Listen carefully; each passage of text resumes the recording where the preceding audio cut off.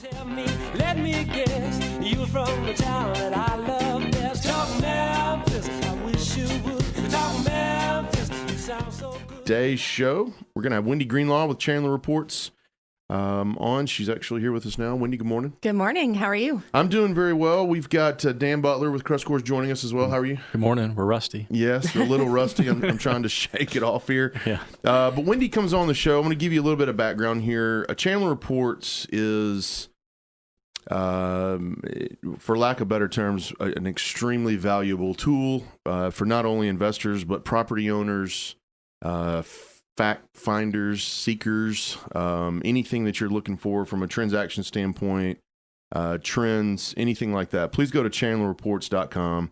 It's a very small membership fee, I think, but you can access all of the transactions in the city, not just your MLS, not just things that real estate agents do, but arm's length transactions that happen that people don't know about. So chandlerreports.com, please go on there, join a little quick membership and get all this information. But today we get it free. Yes.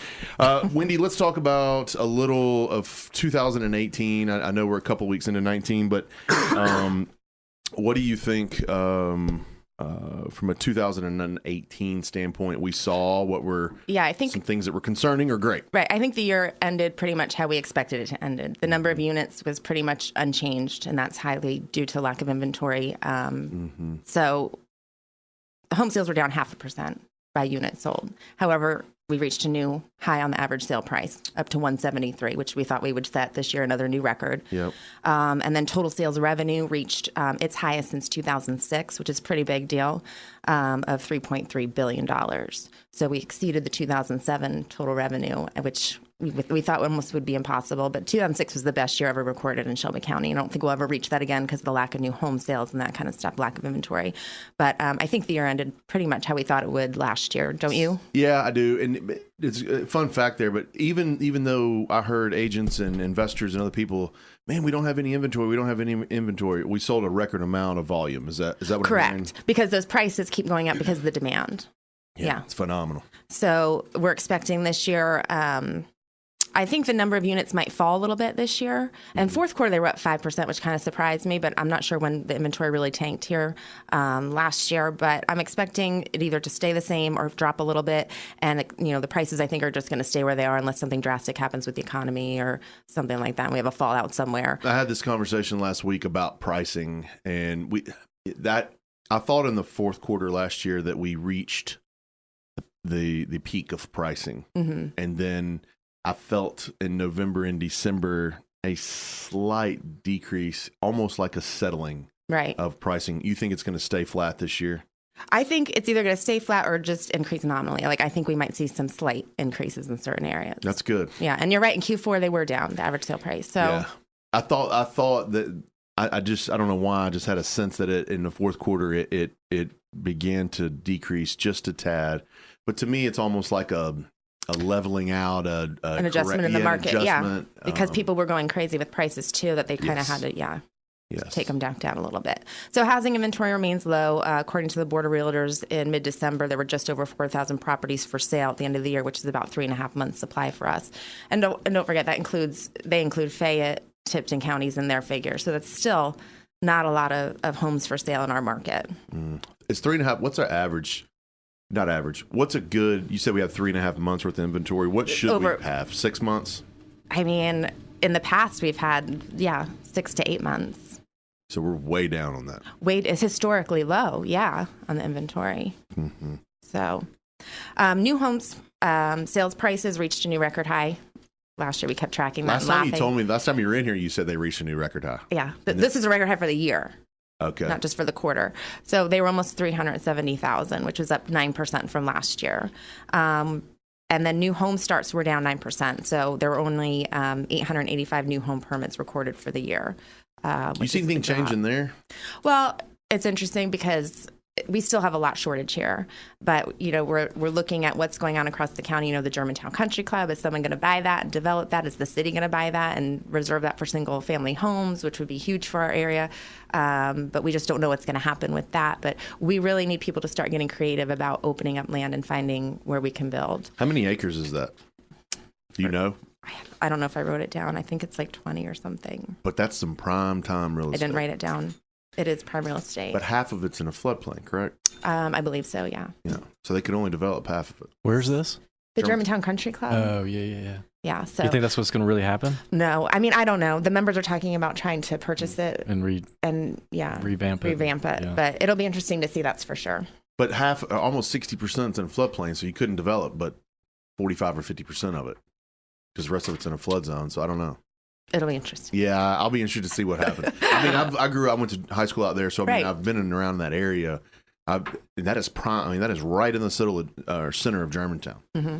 So I mean, that if they did try to develop it, the cost and the homes they put on there would probably be unreal. Yeah. So do you track number of lots available? Yeah. I haven't got the figures in for the end of this year, but last year it was like drastically small. I think it was like less than 1,000. I mean, it was like crazy compared to where we used to be as far as lots. And I can get you those figures and email them to you. But yeah, we have to pull that together for the end of last year.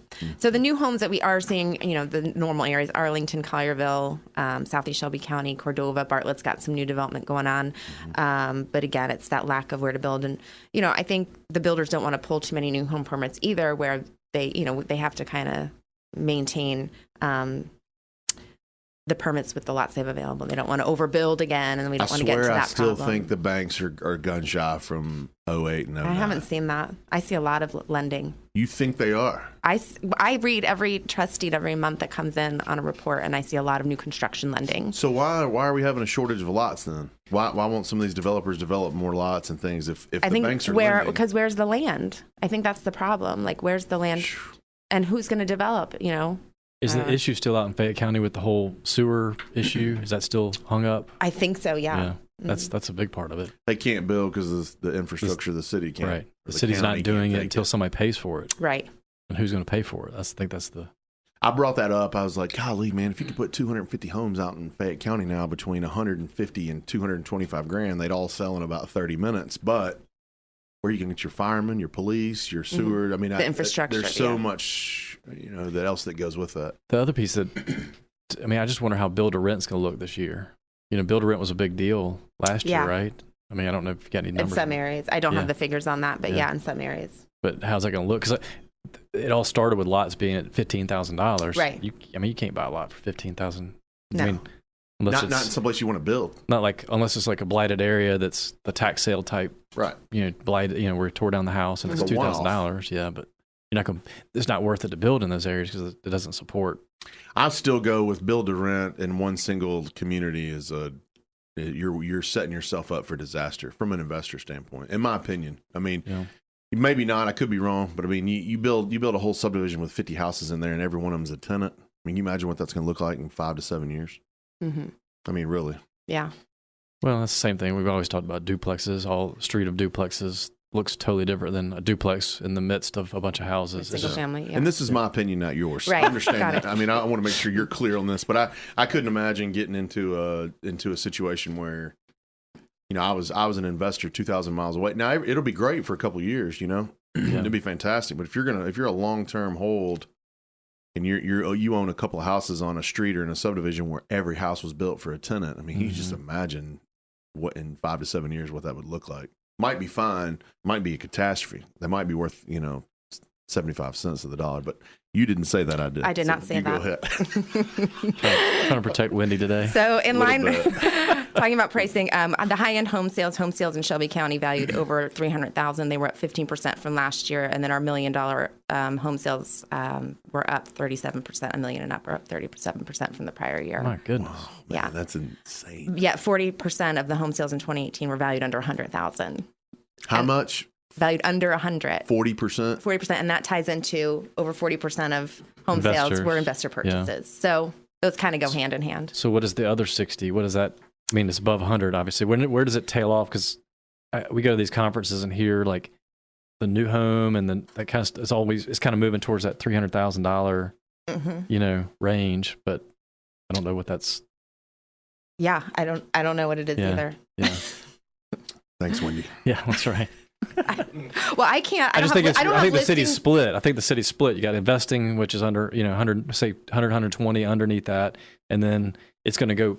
There's a real gap, I think, between 120 and 250. Right. But there's not much inventory that's happening. You know what I mean? Because they're building. And that's probably where the lack of inventory and the problems coming in Yes. is in that In that- range, in that price range. range. Right. Yeah, The 120 absolutely. to 250 range. Yeah, just the builders can't build or don't want to build because there's not much margins. They're going up 250 plus, so they can make their margin on what they want to on the lot cost and the construction cost Right. and all that stuff. So you're seeing a gap where affordability, I think, is going to really be a problem for like new home or new family type stuff. You know, like where you're just got married and you're looking for a house. I think they're going to have a harder and harder time finding a house. Right. I mean, there are no more new construction subdivisions between 130 and 180, right? No, not that I'm aware of. So I started in real estate in 2001 or 2002, and I began in new construction. I spent my first 4 years.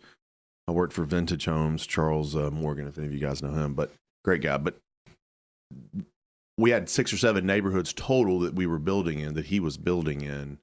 And all of them but one were 130 to 195,000. All of it. Right. Buckingham Farms in Southeast Shelby County, some stuff up in Arlington, 3 or 4 in Cordova. They were all between 130 and 180, and they were selling just one after the other.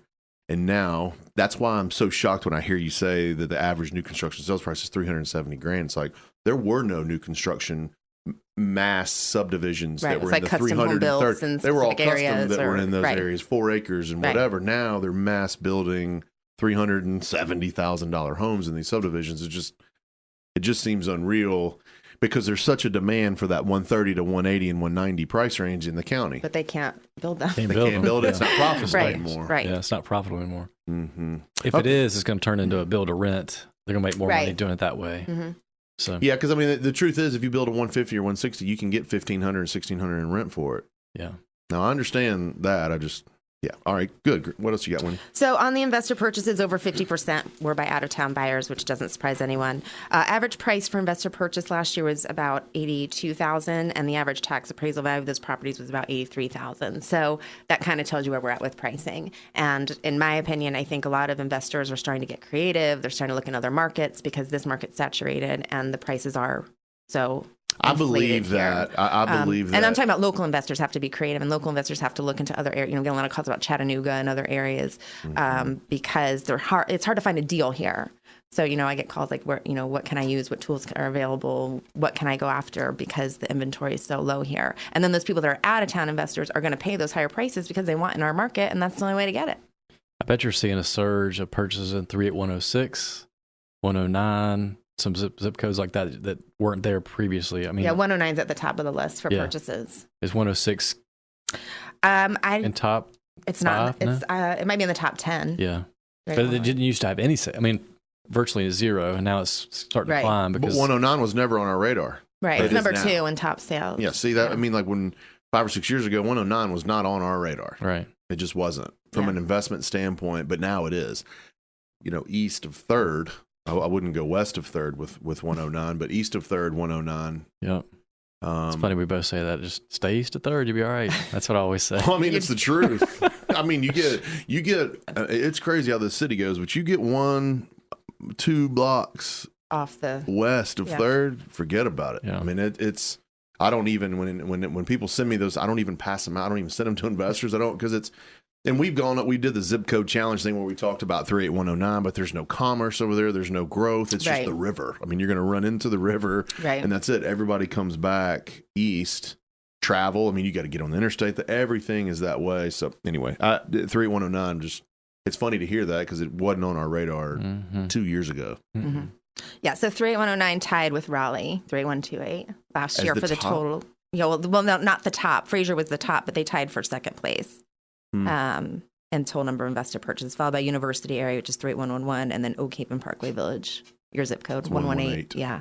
I wonder if Fraser will ever run out of. I mean, like at some point we'll flip the whole zip code. Yeah. You know what I mean? Like it's like What do you what's think left? the average price is there? 65 grand. Hold on, no, 55. 38. What? Mm-hmm. The average. So there's The still average. So that's the You're original talking purchase. higher prices. so there's still more cheap houses being bought to flip. Correct. So what that should tell me, correct me if I'm wrong, is that ain't going anywhere anytime soon. Well, Because there's more cheaper homes being built to get. I said 65 because I'm thinking Terry Kerr's flipped the whole zip code, but you got to take 65 and 20 and combine those two sales and average it. That's where she's getting. Oh, I know. That's what I mean. So there's still more that are coming down on that bottom end. Now, if she said 45 or 50, I would think, okay, maybe they're running out. It's getting slim. If you look at some subdivisions, you'll see 56, and it will blow your mind. Because those are running out. They're running out of the cheaper homes that are in bad condition. I just had a guy call me out of the blue from California. He's like, "Hey, I'm looking at this house, 65,000 in Fraser, rented for 822, which." That's a Section 8. Well, that's what I said, but he said it's not. I was like, I better check that, number one, because who rents something for 822 with a random number like that? Yeah. And it's over there by almost to 51. And I was like, man, I don't know. West side? Yeah, I don't know if I'd pay 65. So you look at the thing, it was 24,000. So the guy probably put 20 in it, and now he's trying to sell it for 65. And I was like, personally, I wouldn't be in it for any more than mid-50s at the most, is what I said. But they have people that'll buy it at the higher price. So if you don't get in on it, you lose. You lose, yeah. So it's a frenzy. Again, in 38127, I have to be east of 51. Right. For the same reason in 30109, if you're west in that Oak Haven, you just get closer to the river and there's nothing over there. Right. That is so interesting on 38127. Yeah. And then we do monitor hedge fund activity, and you know that. So after the first quarter of last year, all the hedge fund activity kind of slowed down. There were very few purchases made. Cerberus sold roughly 1 million of their Memphis portfolio in 2018, which isn't a lot for them. Obviously, they're the top property holder in Shelby County.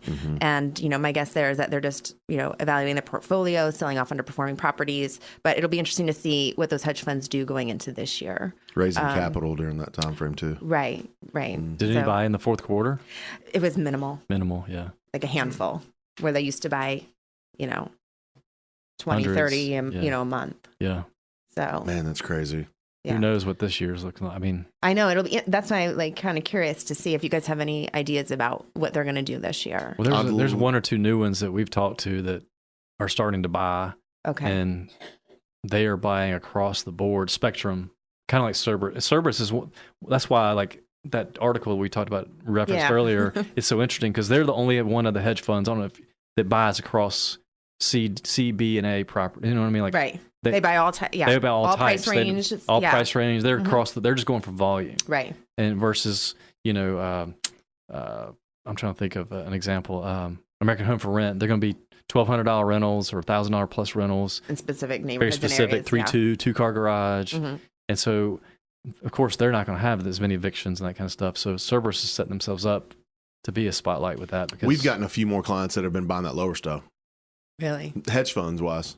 Yeah. I mean, like lower stuff, 25 to 35 grand. Wow. I know it. Do you want to go over like the top investor buyers, sellers? It's the same. Let's do the that. Same top people. Okay. So buyers last year, Mid-South home buyers, they purchased the most. It was about 400 properties, averaging about $22,000. Then you have REI Nation, and then Memphis Investment Properties. So the top three buyers, Mid-South home buyers at 400, and then the third was 133 properties. So that's kind of a big huge gap. Huge gap there. And then sellers, the top seller was REI Nation with over 400 properties, just over 400, followed by Mid-South home buyers, and then third place was Memphis Investment. So you have the same top three that we've consistently seen for the last how long? A couple years, probably. A few years, yeah, probably 5 years now. It's been a while. Yeah. But the sales price for Mid-South home buyers on average is about $70,000. The sales price for them? Yeah. So what their average sale on a property, and but then their buy you said was what, 22? Yeah, and we were just talking about that in Fraser in that area. What's going on down there? So I just thought I'd mention that. Foreclosure activity remains at historic lows. So they were down 21% from last year. And I remember going back last year looking at figures, but I think it's an over 20-year low. And it might be the lowest ever recorded. So they're almost non-existent. It was only 1,300 recorded for the entire year. Why do you, I mean, I know we try to stay away from opinions with you, but why do you think that is? Do you really think there's just not that many people defaulting on loans, or do you think that? I think the default rates probably came up a little bit, but I think that there's just not enough bad loans out there. And we've got a great economy. We've got great jobs. We don't, a lot of people save their homes through bankruptcy filings. I just don't, I don't think the loans are out there to foreclose on. This is something that I think is going to change in 19. You do? Mm-hmm. Because here's what I've heard a couple of mortgage lenders tell me, hey, the credit score minimums are dropping. Now, not nosediving, but they're dropping. So I'll give you an example. So right after this is 2019. So keep up what year, but 2019. So in 12, 13, 14, 15, when we were coming out of that, it was a 640 period. If you had a 639, forget about it. There's no one on the planet that'll loan to you. 640 was it. Well, I heard last year about this time that a 620 will get you a loan. And then in about the summertime, about 6 months ago, I heard a 600 you can get a score. So this is just, to me, they're opening it up. They're opening it back up, which is going to open it back up for questionable borrowers. And I think we're going to see some more. You'll see a bump up maybe in the next. A bump up, and maybe it won't be 19 that that we really see it. 21. Maybe it'll be 20 and 21 that we start to see this come up. But I do think in 19 we're going to see more foreclosures. And the other side of it is consumer credit is the highest it's been in years, I think. So people are, and I know I get offers all the time now. When offers died off for a while where you weren't getting any, and now I'm getting them all the time for another credit card. And I think that may have an effect because people are going to buy it. They're going to use max out credit cards and maybe default on their loan, and if we do have a little slip in the economy or we lose jobs, then that will And to give you a gauge of where people were buying at, when I was selling those new construction homes in 2004, 5, 6, where it began to creep down, you could do stated income, 100% financing at a 540 credit score. Yeah.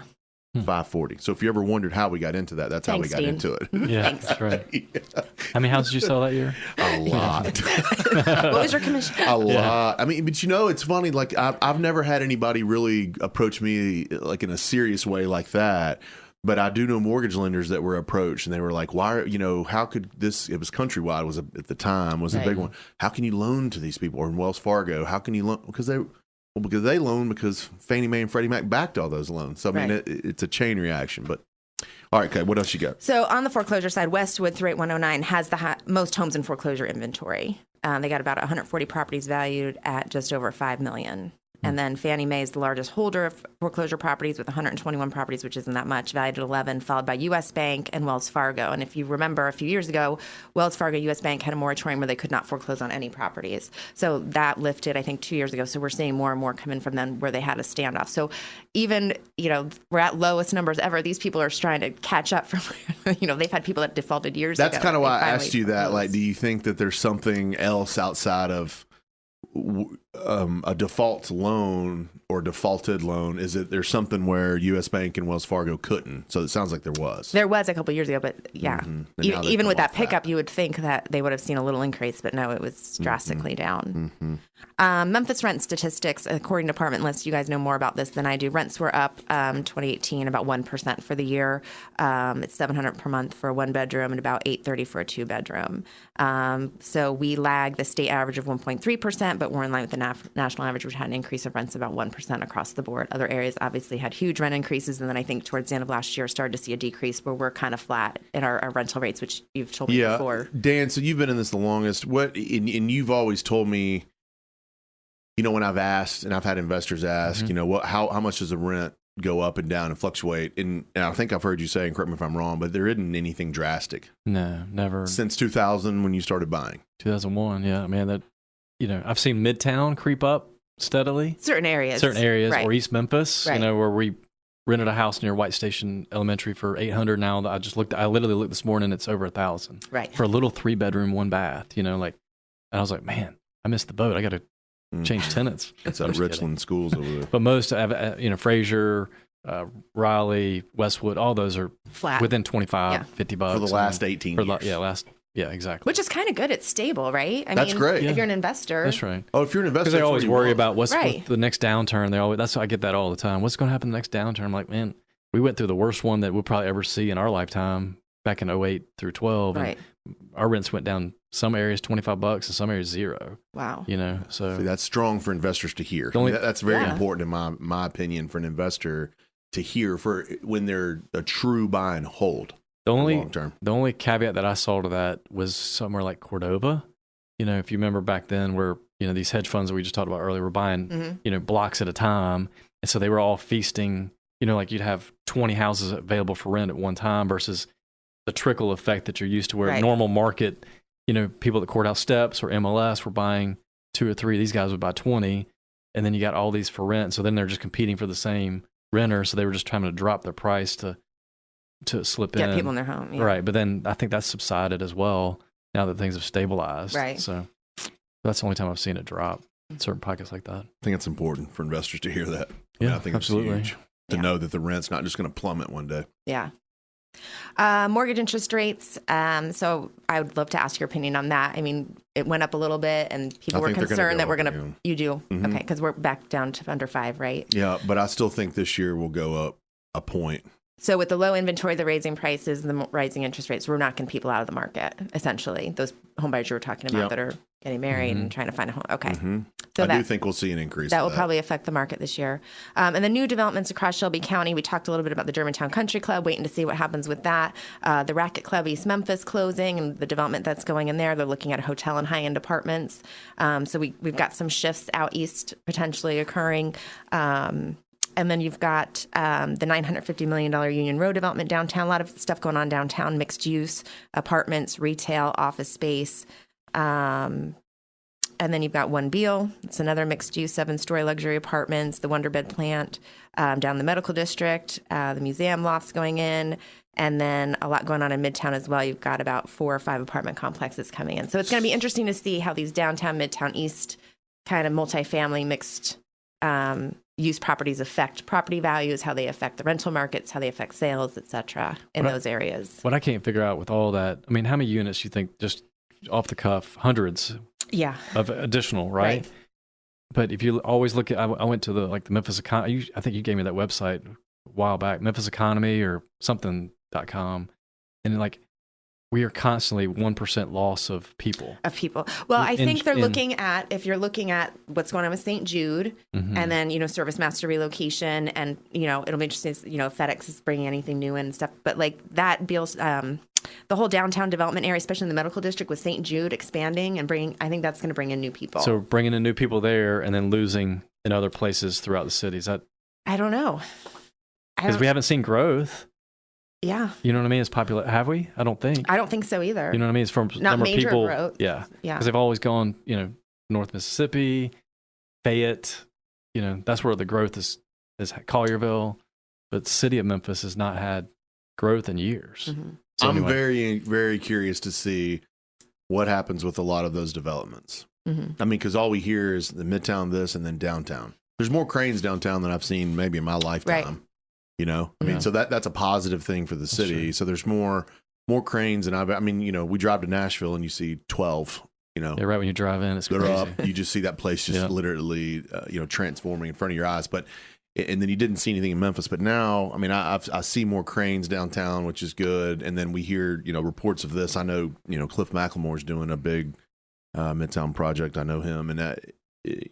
Some other wholesalers I know that are actually getting involved with some of that too. So I'll be curious to see what pans out, especially in Midtown. They're the Cooper Young. All that area right there. There's Overton Park. There's people that have always wanted to be there. If they can afford it, if it's something nice and safe. So I'm curious to see what happens. And they're getting backing from the lenders to do it. So I'm sure they had to do some research and kind of say, this is the growth in this area, this is the potential, and this is what's going on. So. Yeah. Yeah, those people aren't just popping up houses, but there's research and there's things that are showing growth and development in that area outside of even those 6 or 7 little projects, and that's why those people are pouring that money into there. So yeah, I'm curious to see what happens. Crosstown's to me that's a good example. We went there over the holidays and had dinner, and it's thriving. It's awesome. Yeah. It's a little city. It is. Mm-hmm. So it'll be interesting in those restaurants and those little shops. Do they sustain? We've already had a few close and new ones come open. So, yeah. Farm Burger's always packed. The places we visit. But if that sustains, I would think like the Wonder Bread and the One Beale, all that stuff Yeah. will follow suit. I mean, because you're matching a lifestyle that people are, Right. especially millennials and whatever the next generation's called. I don't even know. You get So somewhere this you don't have to leave. What do you Yeah. think of the development over there, the fairgrounds? That's getting ready to start. I mean, do you think that'll affect that area over there? I'm sure. I mean, I'm sure it, It will. has to. It has to. Yeah. The It'd be north- interesting to see that too. The Yeah. Parkway area and all those Yeah. houses that are pushing up on Orange Right. Mound and pushing up on those areas. I'm just curious to see how all that develops over there. They just broke ground on that, correct? Yeah. Mhm. Yeah, it's going to be exciting to see. What else you got? You good? That's Is all I that it? got. Hey, Sorry. I'm really. I don't have more. I really, I say this every time, but the information you bring in here is so valuable to us. I think it's so valuable to our investors. So I know this wasn't your best morning. Yeah. So I thank you for joining did us. well. Yes, Yeah, thank you did you. very good. I appreciate you coming in, guys. Wendy Greenlaw with Chandler Reports. Go to chandlerreports.com. To check out all of her information. It's a small membership fee, but very, very well worth your time and money. So chandlerreports.com. Thanks again. Thank you. So that good information from Wendy, Dan. I mean, I don't think there weren't any shockers on there really. No. A lot of that is predicted. What do you see in 19, bouncing off of her? Well, it's funny. I did a lot of research over the holidays about, what the market's going to look like and what to expect in 19. And, a lot of things she hit on is just dead on what the whole nation is really seeing. Yeah. With, we didn't really talk about it. Interest rates are going to continue to rise, albeit slowly, but every time they meet, the Fed meets, they're probably going to raise it just a little bit. Yeah. So, I mean, they're expecting it to be 6% by the end of the year. Yeah. So That's what I meant when she was telling me that. We always dip at the beginning of the year, no matter what it is. Yeah.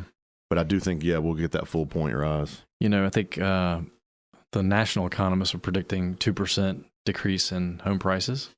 Mm-hmm. So kind of matches what she's saying, like what Wendy said, like flat.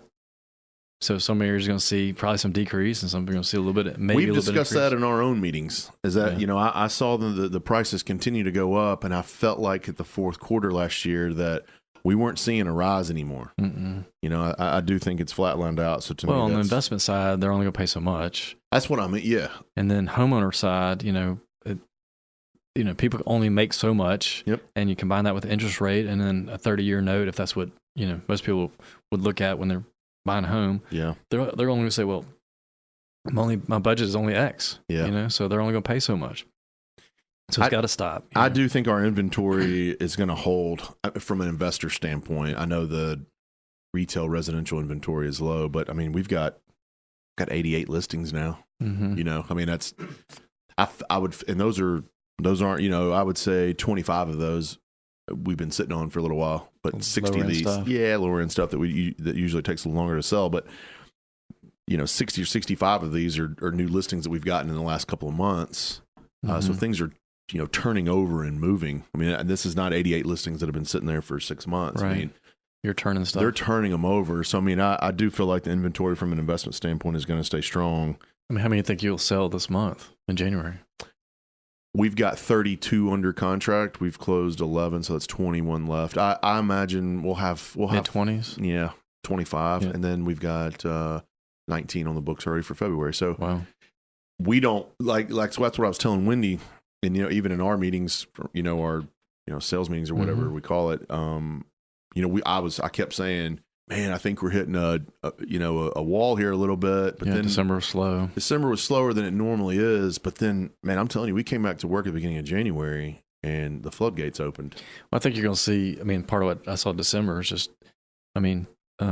sellers want their number. Yeah. They're not willing to come down because they know they'll find the next buyer. Mm-hmm. But then buyers are being more picky. Yeah. What they expect and what they want. And, that's, and then I think you've seen more and more people get educated or wiser. Yeah. Like the lower end stuff. That's probably why, like our base, that 20 you talked about, that's probably the lower end stuff. It's just harder to move. And all below 30. People are, it takes a special, individual that wants to dive in and take that chance. And most people that are passive out of state people are not wanting to take that chance. They've listened and watched enough Bigger Pockets and, saw their friends go through some issues, so they know not to. And I say this on the phone to investors, so I might as well say it here. If you're an out-of-state investor, coming into this city, buying something, anything below 50 is to me a more of a risk. I make sure I phrase this right. Yeah. 50 to 60 is safe. Above 60, I think you're real safe. You get above 60, I think you're good. If you go below 50, I'm not saying you won't succeed, but what I am saying is that you're more likely to get some headaches that you might not want. It's a more turbulent ride, is what I like to say. There you go. I'm going to use that. It is a more turbulent ride below $50,000. I mean, there's just some things that you have to deal with and put up with that you don't when you go above 50, 60. From the management side, that's where I focus a lot of my conversation. Like, you're trying to sell, I'm trying to think, we got to help this investor succeed long term. Yeah. I'm like, man, I tell them, I get in this conversation almost every day where I say, we'll help you buy anything you want. We have that capability. We have the capability to manage wherever you want within. But hear me. But here, what we're saying, like, it's going to be late pay. It's going to be evictions. There's going to be extra maintenance. There's going to be wear and tear that you're going to wonder why they're tearing up your place. I mean, there's going to be some questions that we can't always just answer with just, an easy solution or response that on the management side, it is what it is, somewhat. So some heed that warning and some don't. That's true. Yeah. Jackson, Tennessee is a second market for us. We introduced it in December. I am super, super excited about Jackson. Yeah. We're up to 500 homes we're managing there, somewhere in that neighborhood.